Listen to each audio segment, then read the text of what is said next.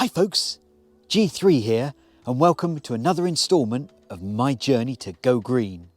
Well folks, thanks for watching this video. If you enjoy it then please remember to click the like button, and also if you haven't done so already, subscribe to the channel and click the bell icon so you get notified when I load up a new video.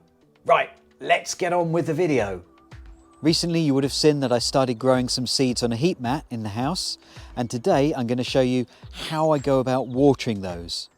Watering seedlings from above isn't ideal because you'll find that the soil will get shifted, there's potential damage to the seedlings. It's much safer for you to water from below. So by popping the seed trays into a bed of water, you'll allow the water to soak up through into the compost, and the seedlings will be protected from having the force of water from above and dislodging the soil. So that's what we're going to do today. I'm just going to show you how I go about that. So we're at my shed. I'm going to get the tray that I'm going to be using.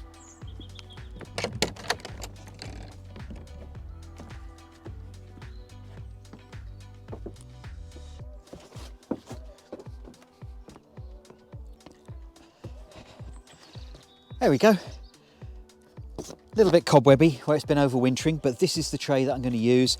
It'll be big enough to have 3 or 4 seed trays in here at once. So let's go and see how I use that. So here we are, set up at the back of my house.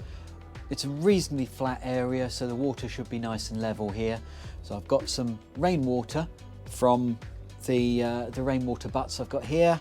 I'm just going to top up the tray and get a nice level in here.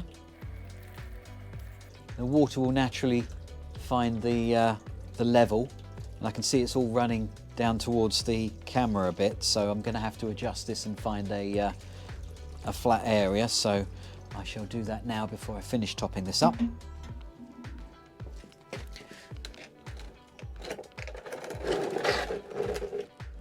There we go, that's a bit better, a bit more level. Doesn't have to be exact because the trays are only going to be sitting in here for a short while to soak up. So there we go, I've got a nice level of water in here. So now to put the trays in.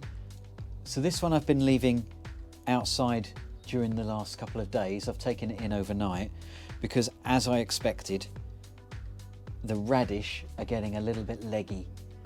The heat that they've got is encouraging them to grow, and the light, it's a diffused light in the outbuilding I have there, so they're being encouraged to grow very quickly and very rapidly. I don't think this is going to work out with them growing and swelling, but I'll persevere for a short while and see. But for the time being, they need to go in, and so I just pop the tray there in the water.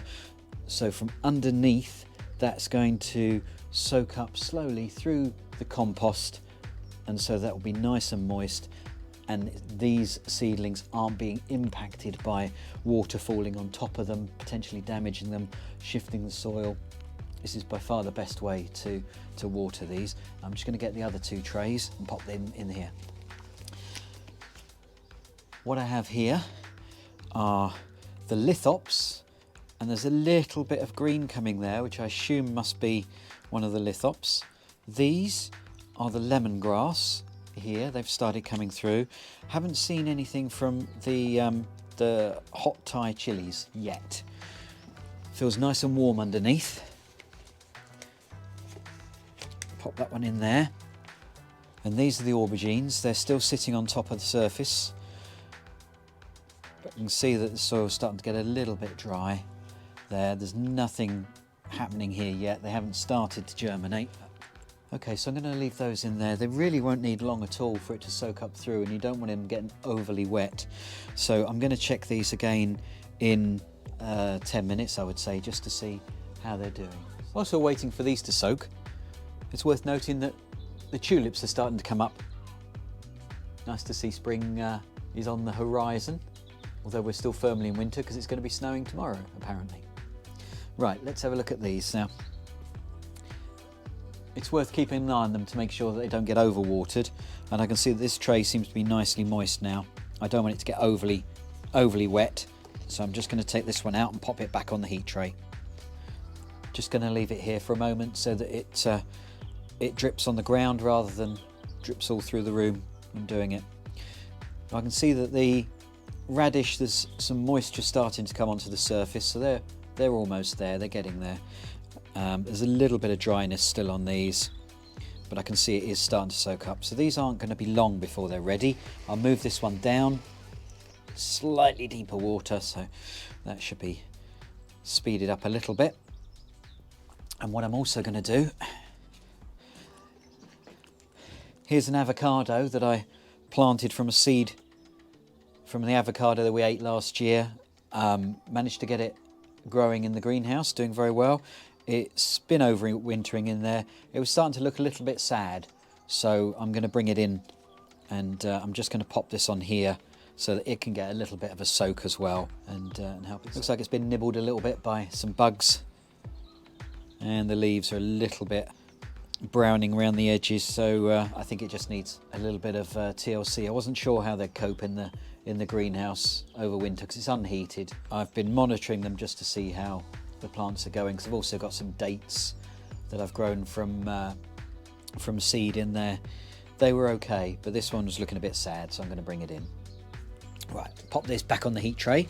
Okay, these have had probably about 40 minutes soak, I think, and they're getting to the right stage, so I'll take these out and just let them have a little drip dry before I move them in. There we go, nice moisture level. With the raised temperature from the heat mat, this starts to evaporate quite quickly, which is why I need to make sure that they stay moist, otherwise they'll just get too dry. This one's going to take a little bit longer to soak, and then once it's done, as it's rainwater, I'm just going to tip this out and it will run out into the garden over there. So that's it, folks.